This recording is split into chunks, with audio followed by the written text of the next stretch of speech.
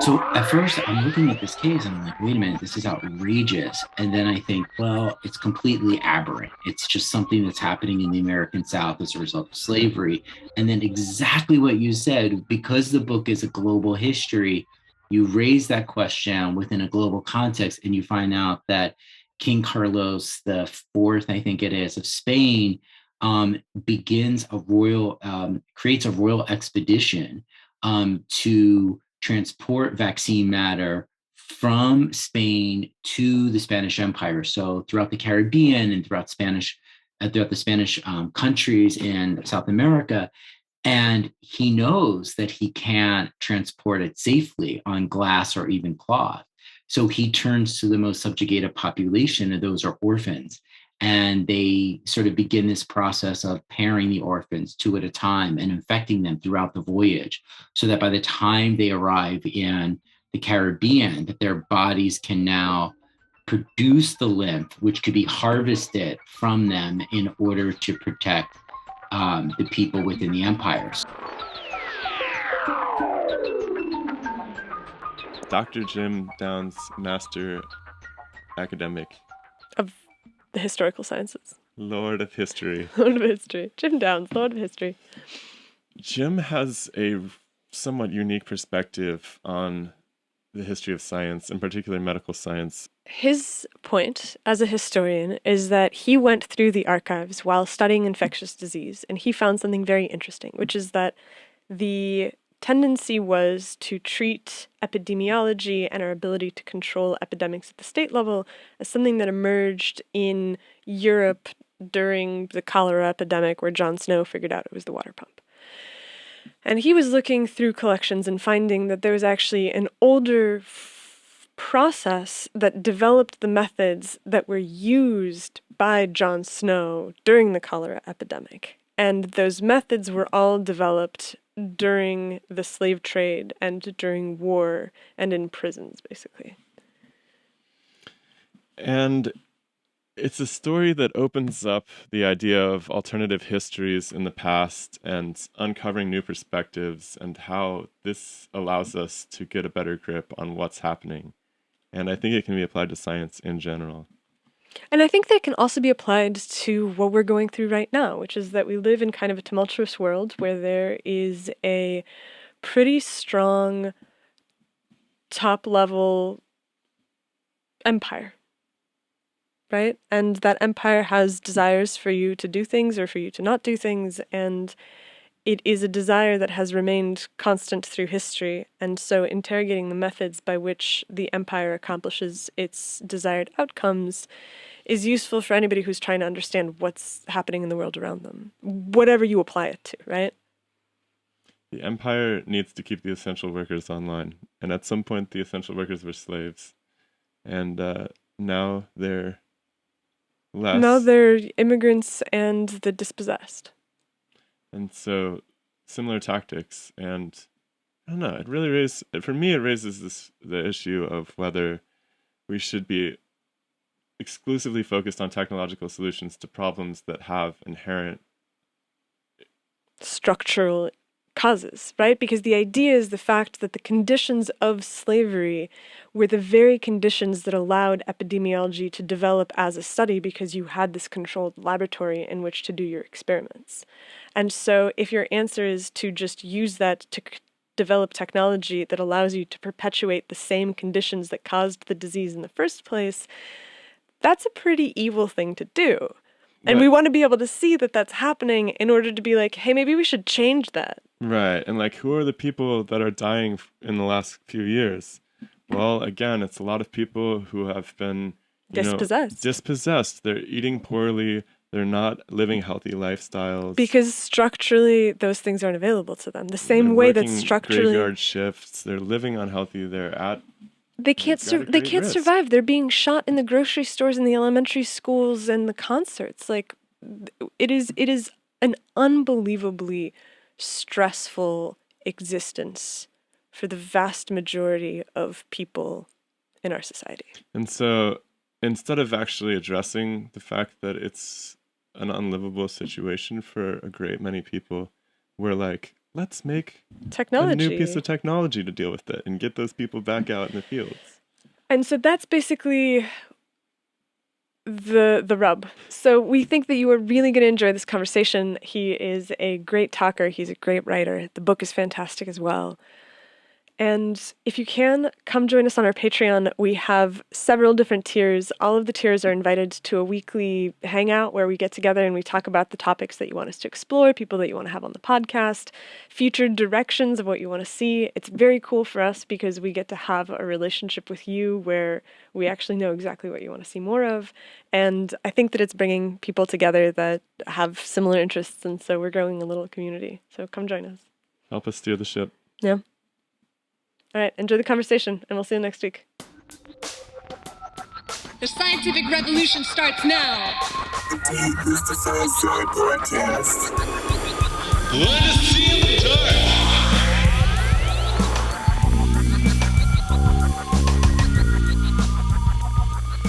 dark. Yeah, thanks for coming out. Oh, Yeah. I've been going through your book. It's a real joy to read this, actually. It's reminded me how much I enjoy reading history. It makes me want to read more books by historians, and Oh, good. I love how you've really just laid out a perspective, and there's not really, it doesn't have that like pop sci narration to it that's trying to Okay. tell you what to think at all times. And Okay, good. Yeah, I really enjoy it. Well, I'm glad to hear that. What got you onto this subject? What got me onto the subject was my first book, which was on the health conditions of formerly enslaved people during the Civil War. So typically, when we think about the Civil War, we think about emancipation, which was this triumphant, important ending of slavery. But formerly enslaved people entered into a war environment where more soldiers died from disease than from battle. It's one of these major facts of the Civil War that we often overlook, is that more soldiers died from infectious disease, pneumonia, smallpox, GI infections, etc. And so when enslaved people were freed from bondage, they enter into this environment and they become sick and they start dying. And what I uncovered was smallpox epidemic, which no one had talked about before. It was in little pieces here and there, references possibly, but in major books and major textbooks and just in general, no one had actually pieced it together. So as I was piecing it together, I said, well, wait, why didn't the federal government respond to the smallpox epidemic? And the answer was largely that they blamed the spread of the smallpox infections on Black people themselves. And they said they didn't have the resources and they didn't have the manpower, which, made sense to a certain point. If you go to Shreveport, Louisiana, or Orangeburg, South Carolina, how are you going to get material from DC to those areas? But then what happened was a cholera pandemic, which is how I end this book, spreads throughout most of the post-war South. And all of a sudden, the government magically is able to develop an effective protocol to control and stop the spread of cholera. So then I said, well, why is that? How did they learn how to do that? How did they know how to stop cholera, but they didn't have the manpower, resources, and so forth to stop smallpox? So in the first book, Sick from Freedom, I just say, well, it's a racist argument that they don't really care about Black people. But I still wanted to know, how do they know how to stop cholera? What was the epidemiological methods that they followed? Because smallpox had been in the U.S. In North America since the arrival of the first settlers. So cholera was a relatively brand new disorder among Europeans and American doctors, and it's terrified them because of how it spread. So in order to figure that out, I knew the traditional story of John Snow, which was that he identified a water pump in the poor section of London as being the cause of a cholera epidemic. And so I went to London to start researching more about cholera, more about how 19th century doctors understood prevention and protocol. And that's the very long way of answering this question of how I started this book. It's interesting because you mentioned in this latest book, you get into the Civil War smallpox thing a little bit. And it wasn't like they didn't try to control it. It seems like they had this very primitive inoculation method where they take the lymph out of one patient and put it into another somebody who's recovered, I guess, I assume.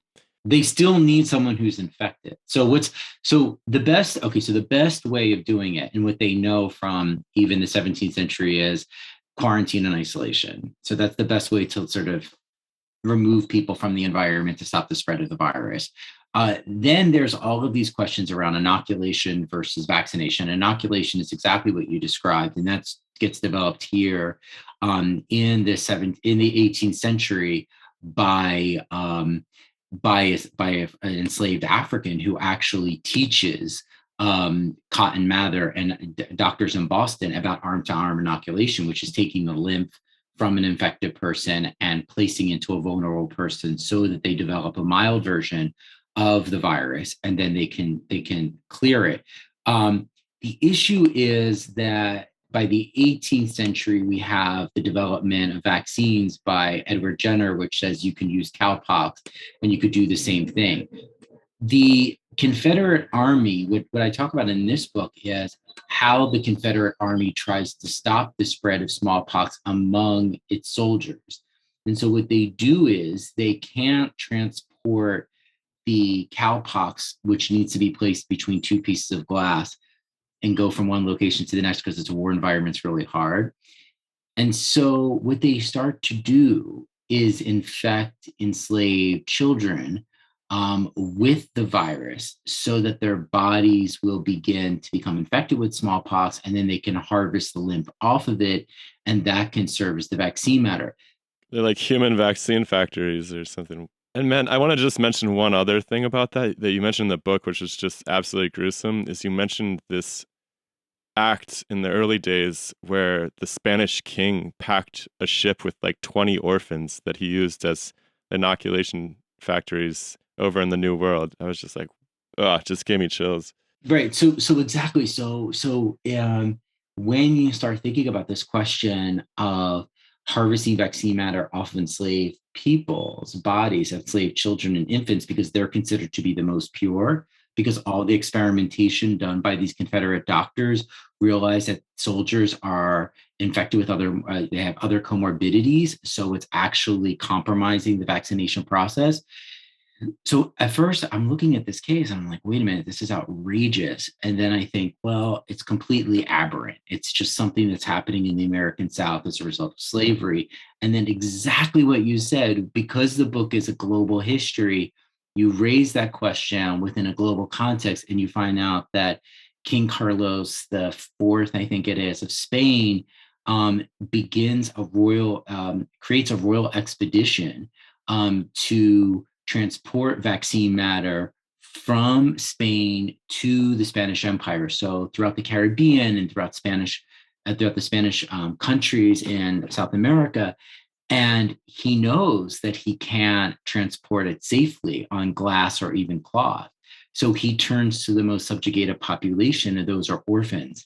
And they sort of begin this process of pairing the orphans two at a time and infecting them throughout the voyage, so that by the time they arrive in the Caribbean, that their bodies can now produce the lymph, which could be harvested from them in order to protect the people within the empire. So, and these aren't just like clean little biopsies, they're like taking a freaking knife and like, digging out these pustules and right. And so the point is, like, this is actually a case, and I went back to this case study. It's a case that actually MD, PhD first discovered and published about it in the Hispanic Studies Bulletin. So it's been around, but it's actually kind of, fascinating to sort of think about in light of our conversations about vaccination, because one, there's the point about we're delaying children from being vaccinated because we need to make sure it's safe. In the 18th and 19th century, children, they didn't care about safety. They didn't care about medical ethics. They thought that their health was, they were the healthiest of all the population. So they just use them. But the interesting thing is, I saw it as a form of exploitation. Other people that have written on it said, well, aren't these orphans lucky? Because because they were being taken away from, they were being commissioned by the king to do this important work, and so they would have felt excited to get to be selected to be put on this journey. And that to me is just really stops you in your tracks. And That's some really good marketing right there. Is this like King Right, I Carlos's like great great grandson writing? right, but yeah, to me it's a horrific, awful practice, just for all of the ways that you describe in the procedure and the idea of getting sick. And but again, we as a historian, I see it within the context of what they did to enslaved children, and I see it as a pattern of subjugation and violence. That's how I view it as a historian. And it seems like it reveals a wider pattern of these epidemics affecting the most I don't know a better way of saying it, but really affecting people who have been subjugated since the beginning. Like the way they even discovered this idea that there was some infectious miasma really came down to crowded situations, prisons. Like you mentioned something too that was just amazing. It was like before the advent of the hospital as we know it, poor people and sick people were basically treated as the same population at any given time. And I was like, that's freaking wild. Right. So I mean, let me just all right. So let me touch on this. Let me address this point about poor people and sick people.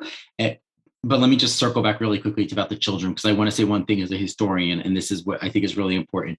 We don't have, it hasn't appeared, maybe it will appear. We don't have the archival evidence of the first person testimony of these children to say whether or not they thought this was like they were appointed by the king and this was something to be celebrated.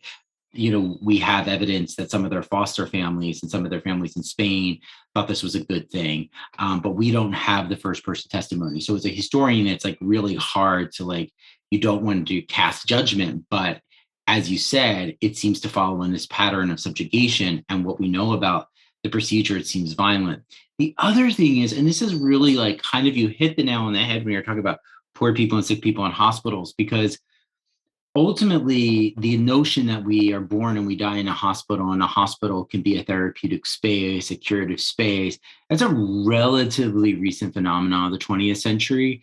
Hospitals before the 20th century were basically shelters for the dispossessed. They seem to me to look more on what we would refer to as soup kitchens and homeless, shelters.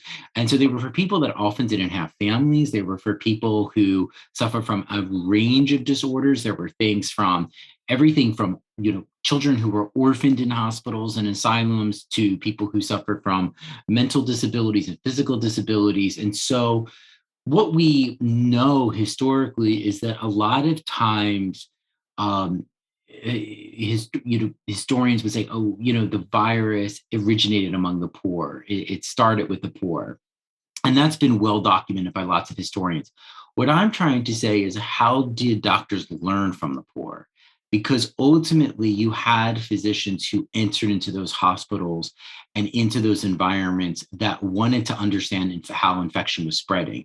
And so what I argue in the book is that the slave trade, colonialism, and empire create all of these new control groups, all of these new ways of sort of studying infection. And there's a buy-in by the governments to sort of think about what's happening in terms of the spread of infection, because it affects their profit, it affects the empire, it affects war. But prior to that, in these hospitals, in these asylums and almshouses, medical reformers were identifying specific disorders like jail fever to those locations. But these were populations that most people didn't care about. So there were doctors saying, listen, crowded conditions lead to the spread of disease, but you're talking about a population that most people didn't care about. Now you go to slavery and you talk about the transatlantic slave trade, and you're crowding human beings in an unprecedented number at the bottom of ships. All of a sudden, people are now becoming interested in this because there's a economic investment in terms of what their health is. And there's also, as I mentioned in the book, there's a bureaucracy there's a military bureaucracy that's now recording it. So, say, for example, a doctor in a poor section of London or Paris or even Philadelphia is noticing the spread of infection in a hospital. Where's that going? I mean, this is at a time where there were some medical journals, but the American Medical Association, the professional organizations were just sort of developing. So, there's no place really for that to go. Now, some of my early there's no forum really. I mean, some of my early modern historians would come up screaming at me like, no, there was the Society of blah, blah. I get it. So there's probably some places in different times you have that. But I want to think about, what does a colonial or military bureaucracy do to streamline that information? So military bureaucracy is very detailed oriented. These doctors are incredibly fastidious. So now when these doctors are aboard a ship, and they're witnessing the rates of infection, they are obligated to record what they're seeing and talk about what they're seeing. And so their bureaucracy actually facilitates the process of scientific knowledge production, because what happens is those reports eventually flow back to the metropole. And now doctors have in the metropole and military officials have in the metropole a bird's eye view of seeing an epidemic in a way that they hadn't before. And the doctors are like definitely incentivized to preserve their specimens. They seems like they were basically cargo to the doctors, and if the doctors could succeed at that, then they were given promotion. Like this was a situation where the doctors were incentivized directly to make sure that the disease went away, and that they had really good ways of keeping measurements on it, right? Because if you just write a letter and you're like, well, the disease has gone away. Can you imagine doctors today getting like a bonus for every patient they cure or something like that? Right, but I mean, you'd have to then have some kind of metric for being able to demonstrate that you'd succeeded, and that's like the birth of statistics and the birth of all of these treatments that allow you to make an argument on the basis of the data that you've collected. Precisely. And so what happens is when these doctors who are deployed throughout the British Empire return to London, they create the first ever epidemiological society. And so the Epidemiological Society begins in 1850, and doctors stationed throughout India, throughout other parts of Asia, in Jamaica, in the Caribbean, in the west coast of Africa, come back and they start sharing information about the spread of epidemics. They start sharing information about control and prevention. And ultimately, that is what begins the birth of epidemiology. Now, we have this myth that it's John Snow. John Snow is absolutely important, and he should be lauded for his discovery of the water pump and tracing cholera to the water pump. But John Snow is part of the Epidemiological Society. So he goes back and shares his findings, but he had already learned, as I explained in the book, methods that these doctors had been sharing from their expertise throughout the British Empire. So the question then becomes, like, the origin of epidemiology is traced to colonialism and slavery and this expansion of a bureaucracy that tries to understand the study of epidemics. But my goal here, and I want to be very clear, and then I'll open for questions because I know I could be like a little too much. My goal here is, I'm not trying to replace John Snow simply with a cast of other doctors who've been in Jamaica, India, and Africa. I'm trying to say, how did imperialism and slavery create built environments that allowed for the development of epidemiology? So it's not just replacing one doctor with another doctor, but it's how social transformations shape the development of science. It seems like that's what's being argued by the abolitionists all along the journey in your perspective. It seems like the abolitionists are the ones who are anti-contagion only because they want to back the idea that the environment is unfit for human beings, essentially. And meanwhile, the imperialists are like, no, like there's something about being a slave that makes you contagious, and so it's like they put the problem on the actual person, and so there's this constant tug of war between those two elements all the way up to, all the way through history. That's a really brilliant way of distilling it, because a lot of times people will read my book and they'll want to be able to say, "Oh, but don't you know the imperialists were thinking, like, these people were thinking about racial difference in terms of biology? Don't you know these people were thinking about how certain diseases affected Black people?" And it's like, yes, I know that, and that's well documented, but they are not the only people in the house. They are not the only people in the room. There are these growing number of epidemiologists who absolutely would harbor what we would identify as white supremacy or racism and all these other kinds of really ugly prejudices and discriminations.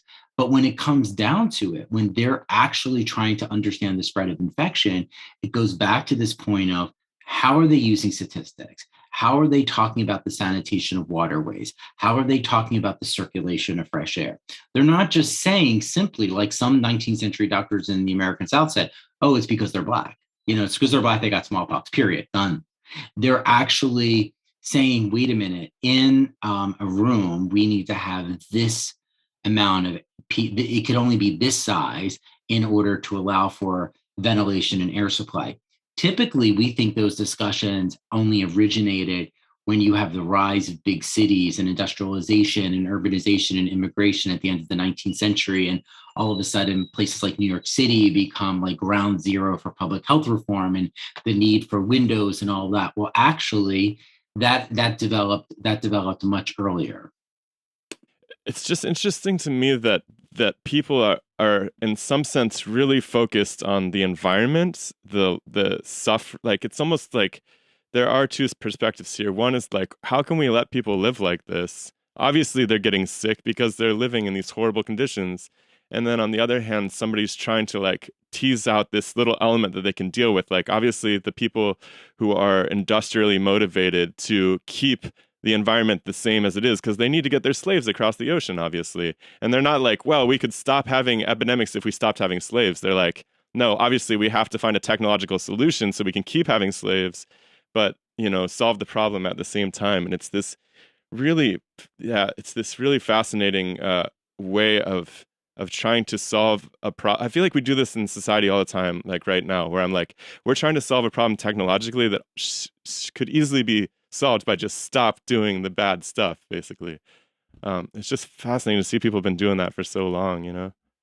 Right. So that's the whole point of the notion and the invention of ventilators, which I mentioned at the end of the first chapter, which is to say that, right, we can stop the high morbidity and mortality if we stop the transatlantic slave trade, and which is what the British abolitionists eventually do as a result of the poor medical conditions. It's a result of a guy by the name of Thomas Trotter, explaining how the crowded conditions lead to the lack of an air supply, and as a result they're dying. Or they could they end up creating mechanical ventilators. And this is a really important part within the history of science, because if you're looking at the origin of ventilators, you would go to Stephen Hales, who is an English clergyman. You would read his final polished treatise, which is about the efficacy of ventilators on ships.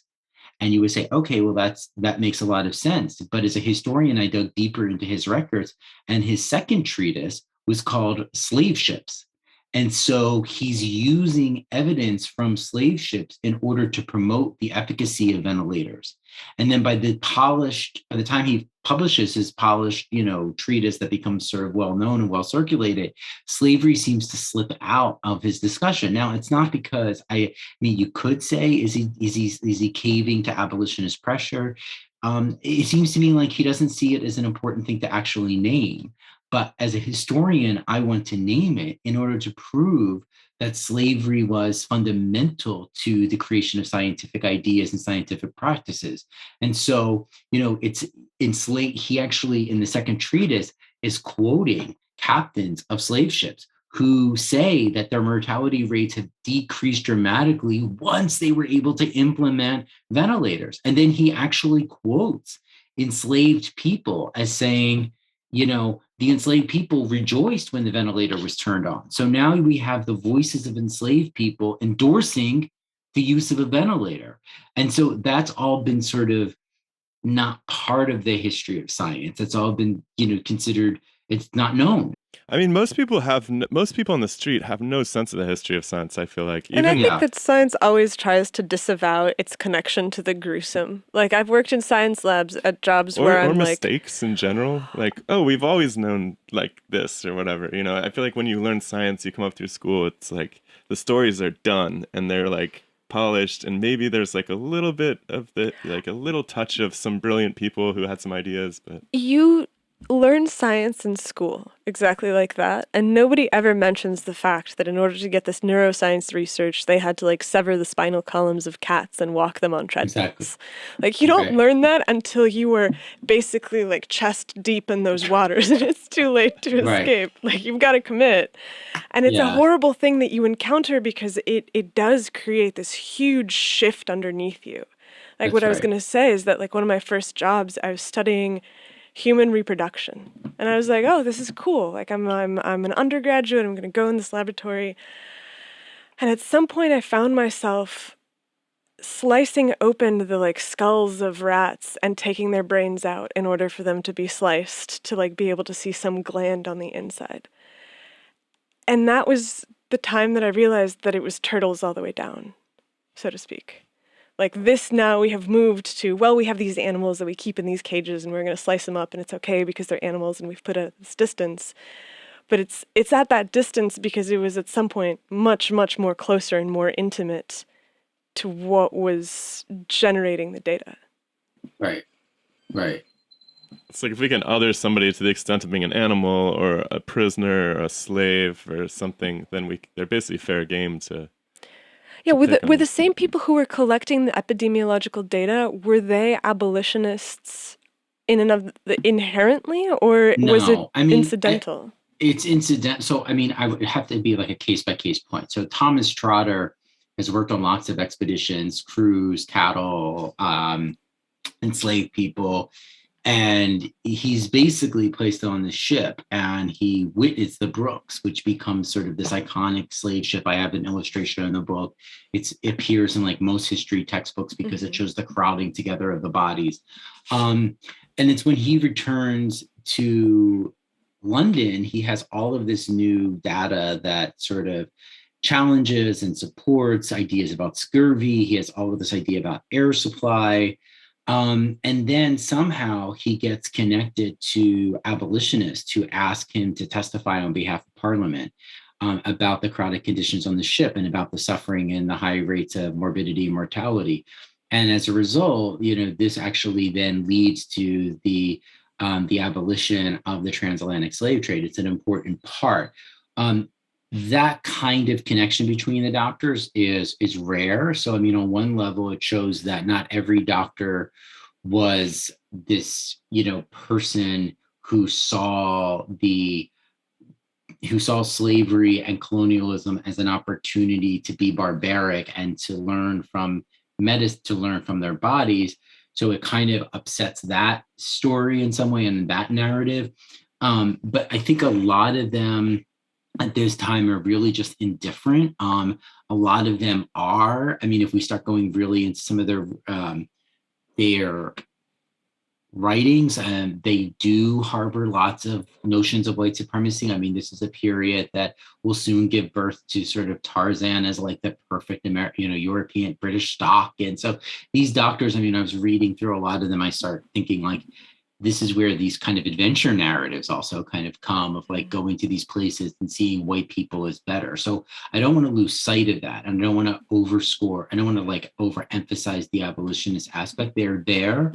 But I think that what's happened and what I'm interested in within the history of medicine is there's different strands. Like there is the strand of how doctors turn to subjugated populations in order to advanced medical experimentation. So that's everything from like Harriet Washington's incredibly important book, Medical Apartheid, to Deirdre Cooper Owens' book on gynecology, about how J. Marion Sims experimented in the South on enslaved women, but when he got to New York, it was Irish women. So that's a real big strand in the history of medicine, this idea of experimentation. The I mean, they other still were doing it. Like the CDC was experimenting on the black airmen, wasn't it? Right, during the Tuskegee the experiments. Tuskegee. So right. So Yeah. then there's I mean, so right. it's So kind of right. not The really Department of stopped. Public Health. Right. Yeah. So then there's so experimentation on poor dispossessed subjugated bodies is definitely 1/3 of a huge piece within history of medicine. Another third, when you're talking about race and medicine, is all about this question of racial difference. So there's a book by Rana Hogarth called Medicalizing Blackness, and it's all about how people start seeing Black people as different and medicalizing it and sort of reifying racial difference through biological and medical arguments.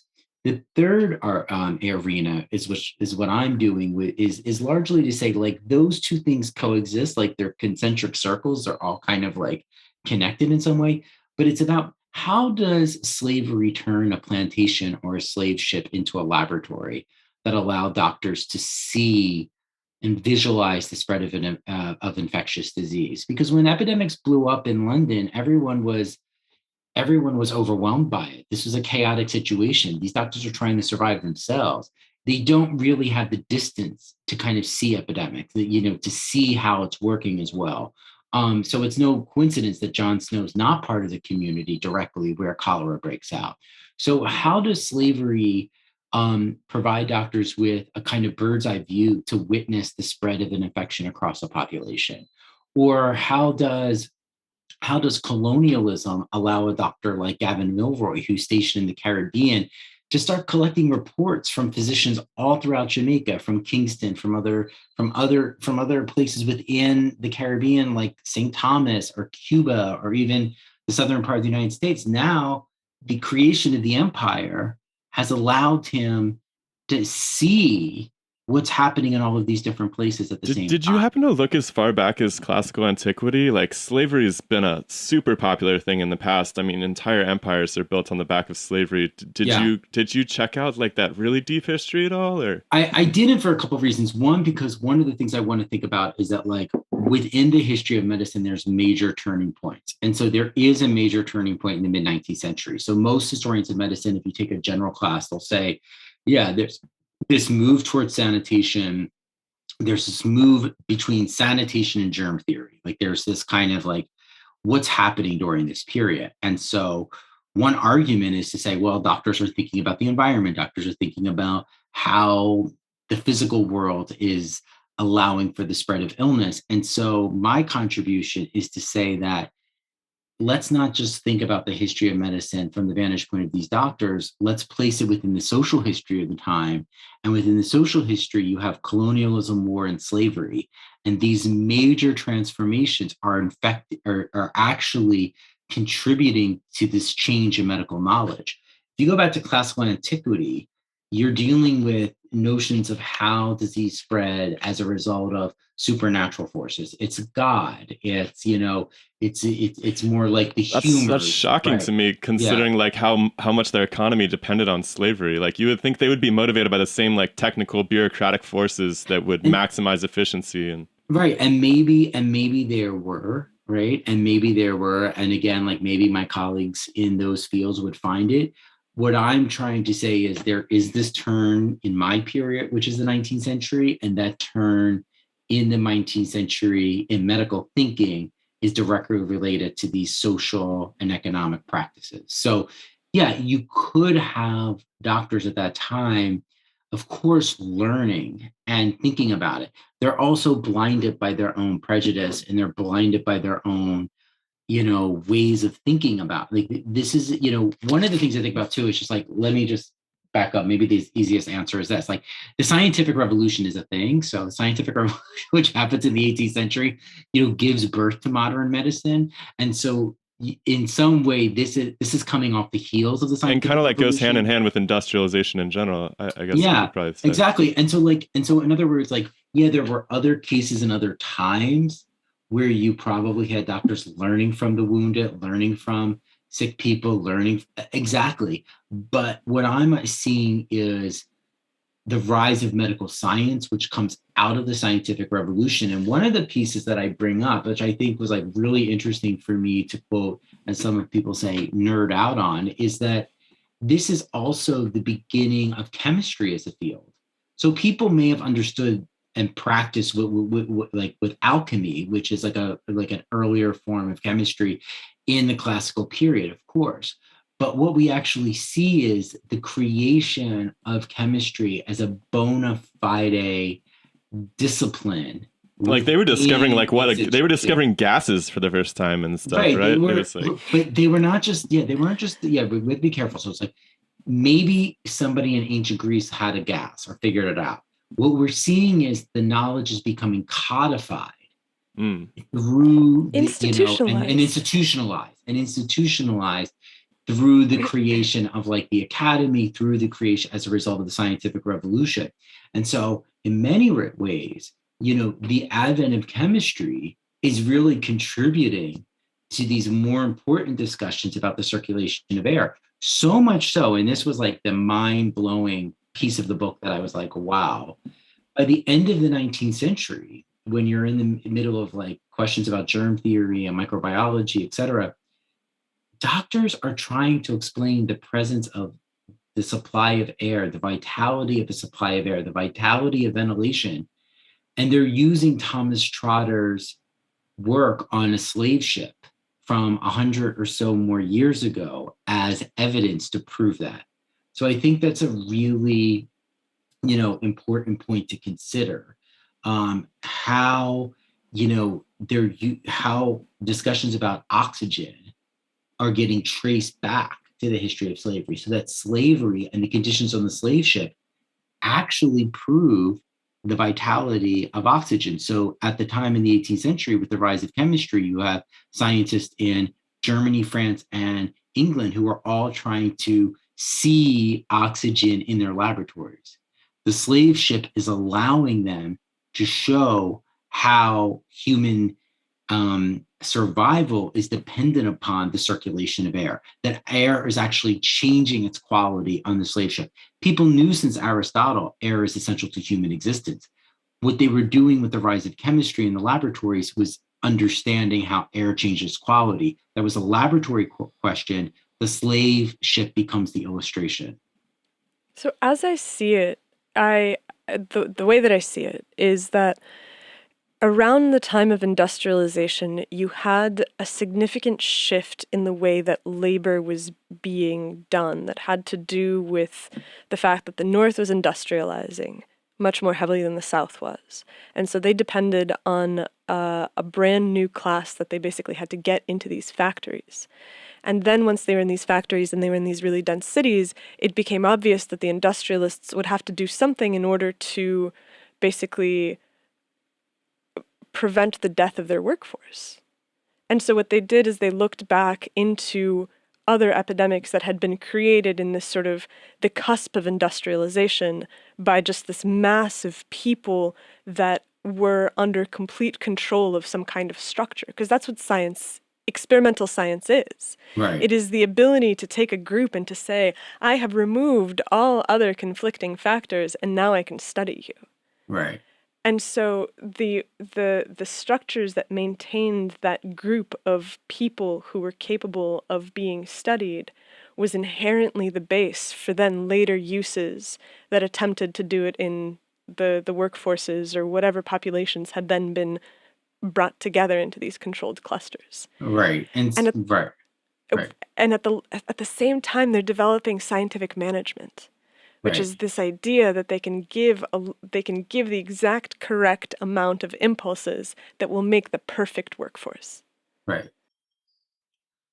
So, yeah. So I guess I would say that, and the issue in terms of that, the issue is that when we chart the history of public health, we would say that those new ways of thinking developed at the end of the 19th century, largely as a result of the confluence of urbanization, immigration, and industrialization. And in fact, what the book is trying to sort of argue or pointing out is that those discussions were already happening as a result of the slave trade, of colonial expansion and war. You make this And really amazing point where you're like, the yeah, people who did the methods, who developed the methods, had theories that they weren't known for. They're known for the methods that were right, then later exactly. used. Exactly. Because one of the other things to do too is like you can kind of like look at some of these doctors and say, for example, Gavin Milroy in Jamaica is trying to trace the origin of cholera. He's wrong in his final assessment, which is that it's spreading through the environment. He's not tracing it to water, even though Snow had already theorized that it was a waterborne disease. So even though he's wrong in his conclusion about transmission, he, in the process, creates a method on how to study epidemics that becomes the guiding principle of the Epidemiological Society, so that he goes back to London.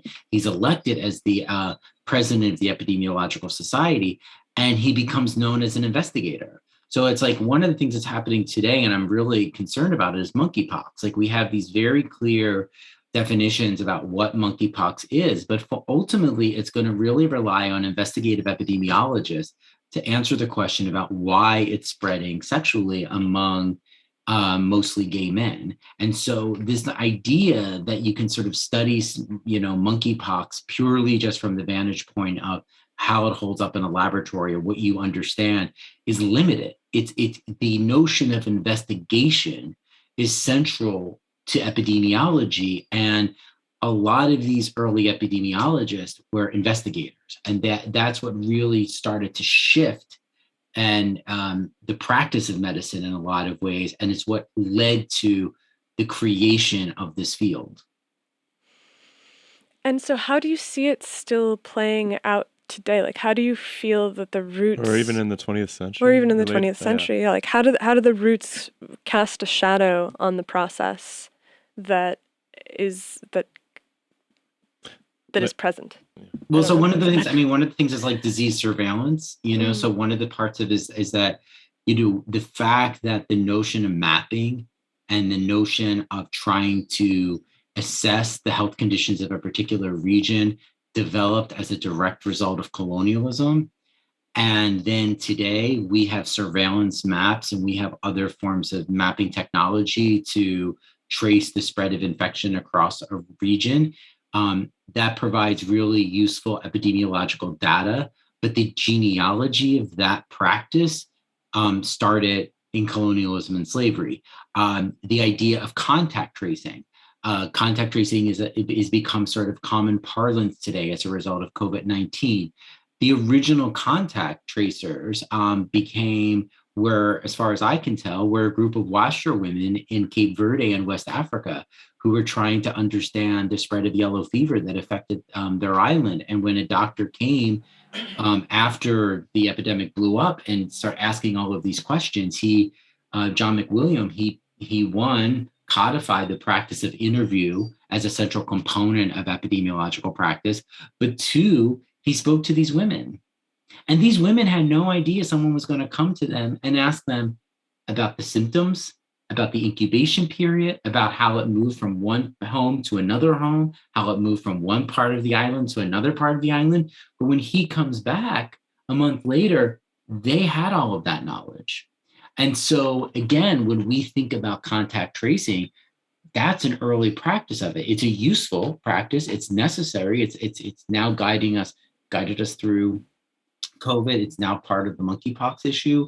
So again, I think that we develop these tools developed during this period, and we're using them today. And it's not good or bad. It just is. This is how it happened. I would say, there are lots of questions about the authority that medical professionals and public health officials have in terms of gathering information about health and medicine of individual people and ordinary people. And so,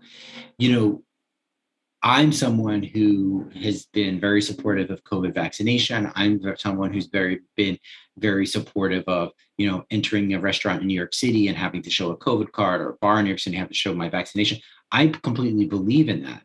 But that idea of sort of the government collects that information was like something that just seemed really natural in the process of colonialism, in which government officials easily collected that information, easily tabulated it, and didn't think about it.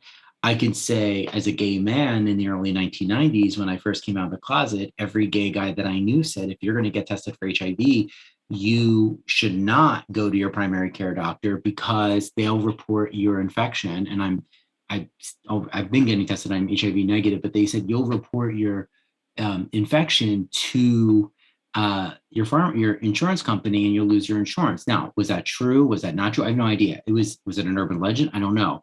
But there was a reason for like 10 years, all of my testing for HIV was done either at anonymous or confidential sites where I didn't have to like provide my driver's license or give my full name, or I was just known by a number. And so again, there's a question of government officials collecting public health data that you might not want to know. With COVID, I didn't care. I was like, we need to do this. But with HIV, being part of a marginalized group at a particular moment of time, that was scary.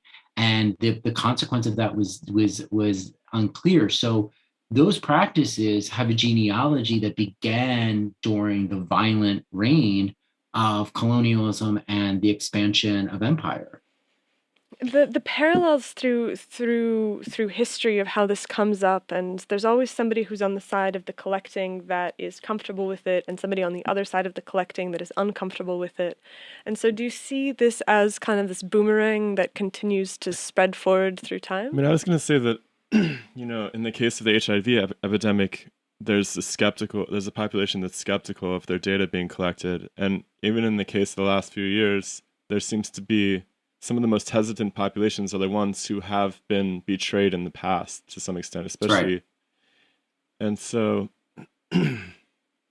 there's almost the slave roots of epidemiology open up a better understanding of why people are distrustful and actually why it's become difficult to enact widespread campaigns at this point. It's like it's almost do you know the concept of dread risk? No. So dread risk is the fear of something that is highly unlikely to happen to you, but would have had catastrophic implications if encountered in the evolutionary past.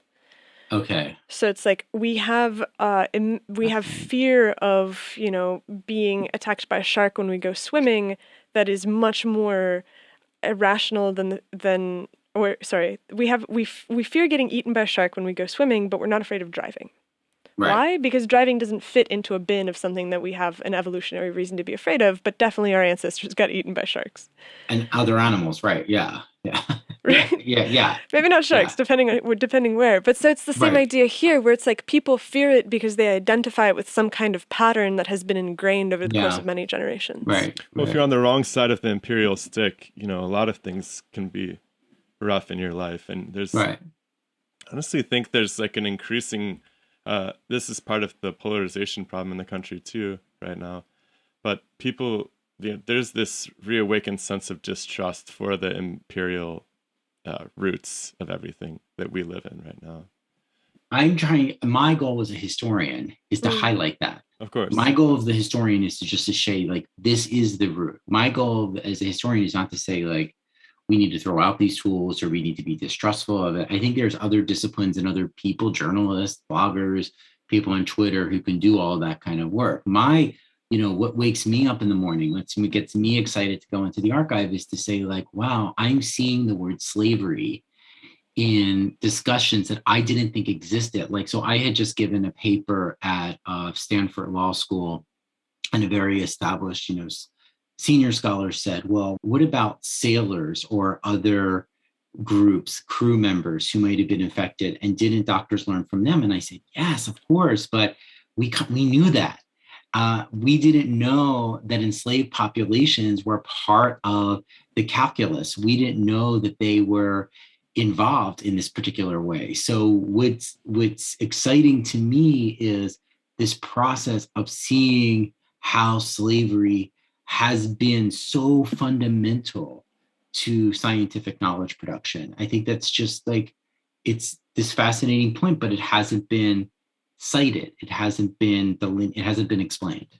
It's necessary to cite it because, as you said, the next question is, okay, so if that was the case in the past, what has been put in place to prevent it from being the case now in some reflexive Well, yeah, form? it's like, all right, we've developed all these badass tools to deal with problems and disease and so forth, but at the same time, the root of the problem may be, I would say the root of the problem, I'm not saying I'm right, it's just a theory.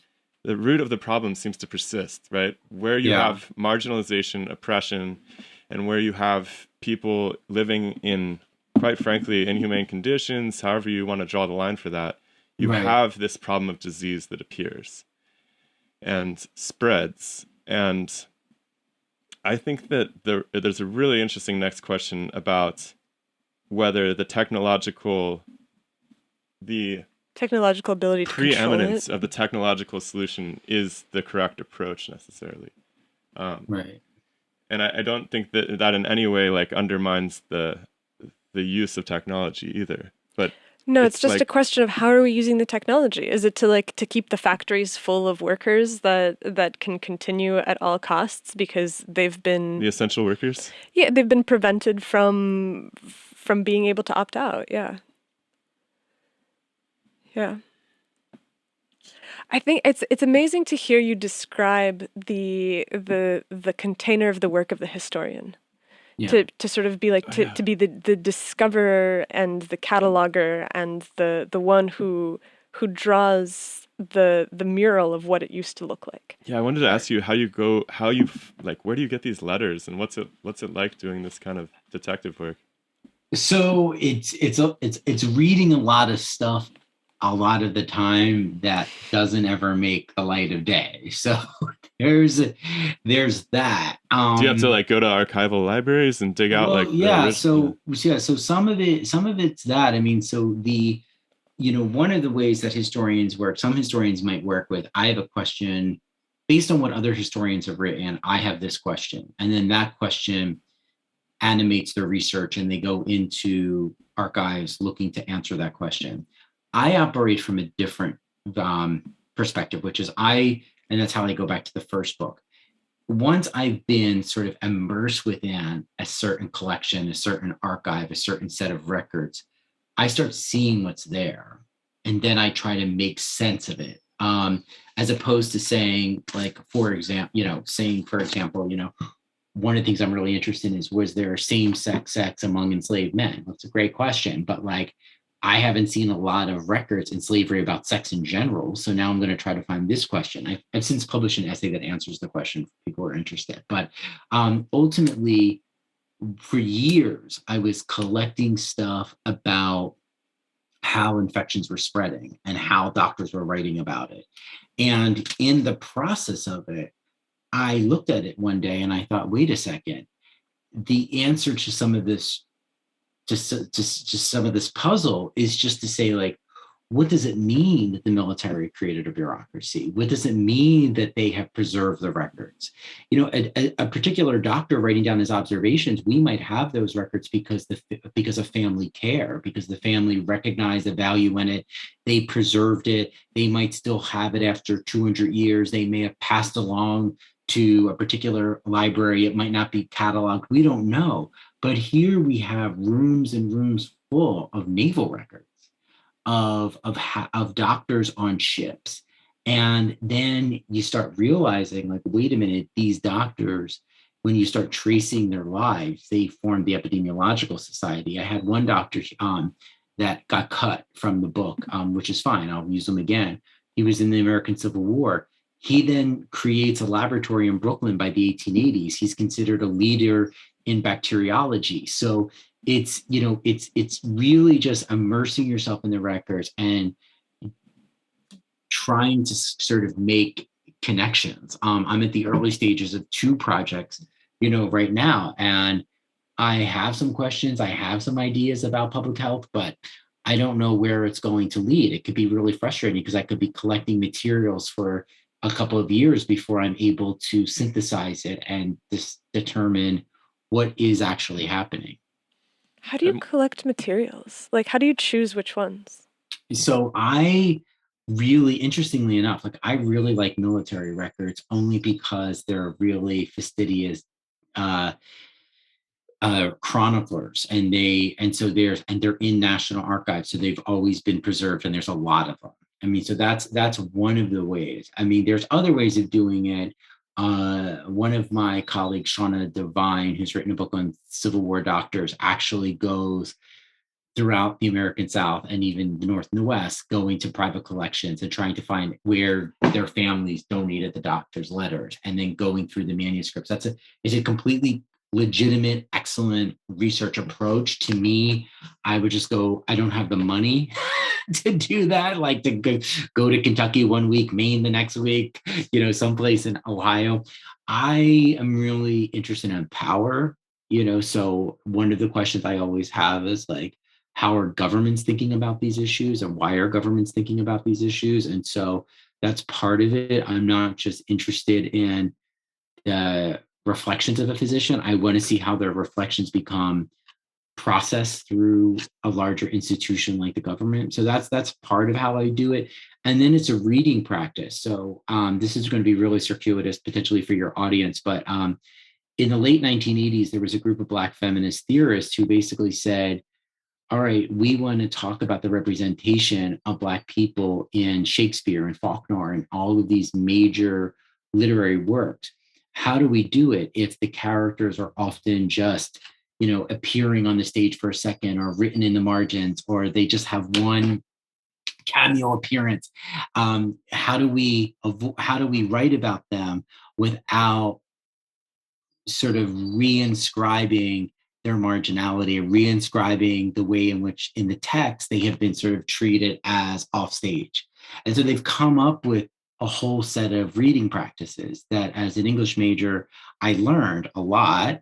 And so I apply that to this work. So here I have a medical journal article, and it's 40 pages long, and there's 3 lines about Black people scattered throughout. How do I take those techniques that I learned in how to analyze the representation of Black people in Shakespeare, or like in Othello, or in Faulkner, and how do I center that as the plot of the story? So, Toni Morrison, the Nobel Prize winning author, has a book called Playing in the Dark. And so she was part of this early sort of intervention by Black feminist theorists. And so she's, talks about that a lot. And that became like a really exciting way to excavate the representation of a person who might only appear as in a short sentence, in a phrase, in a parenthetical note, and to sort of flip the script and make them the subject of the history. Man, it would be so cool if scientists in general could apply this same line of thinking to alternative explanations for the past, and like look back at older experiments and draw out new perspectives from them. There's so little time in the production of science right now. And I don't mean like technology, like I don't mean making, tools for us to use or medicines or anything. I mean just science, like understanding how nature works. Because one of my hobbies is going back and reading really old pieces of science, by some of the founders, and it's just incredible the gems that are left on the cutting board back there. And one of the things I just love about your perspective, and really just, I guess it sounds like what historians are doing in academia in general, is going back and finding new ways of looking at what we thought were, we had the physician's perspective originally for how these epidemics broke out in Africa during the slave trade. And now all of a sudden we have like a new way. Okay, well, there might be a different way of looking at this. And it's all these different perspectives sum up to us understanding nature, or understanding what happened. And that seems to be kind of a new trend, which I'm excited about, as it could apply to everything in science, really. Right. I mean, I think one of the interventions that's happened within medical anthropology and even the practice of medicine is patient-centered medicine. So there's a wonderful book called The Illness Narratives by Arthur Kleinman, who is an anthropologist and psychiatrist. There's stuff by the Columbia Medical School scholar Rita Sharon called Narrative Medicine. And so there's been this move within medical practice to say, what is the patient telling us? And why is the patient's story matter? And so that becomes an important rhetorical framework, not just to shift power away from the physician. That's not the point entirely, but it's really just designed to say that the patient is an integral part of the story, and that the way that the patient understands sickness and disease really matters. I mean, you could think about everything from when COVID first broke out. I mean, one of the things that happened was all of these celebrities started sort of announcing, Tom Hanks, Andy Cohen, Idris Elba, to say they had COVID. And you might have thought, wait, is this them just finding another way, another platform to gain attention and popularity? And maybe, but really it was really working to destigmatize, COVID, because more patients would feel less willing to disclose their COVID status if it was stigmatized in such a way. But fortunately, when COVID broke out, there wasn't there. I mean, I'm sure there's going to be cases where people say they were stigmatized, but mostly like it wasn't stigmatized in the way that, say, typhoid was at the end of the 19th century, or polio or HIV. So the point is, like, that just don't cough in public, don't just don't cough. Right. So that's a way of saying that patients are really helping in that case, that the patients are helping to destigmatize the illness. Every doctor can say this is not a big deal and sort of try to minimize what it is and try to explain why it's important. But it really was a patient narrative that said, I'm good.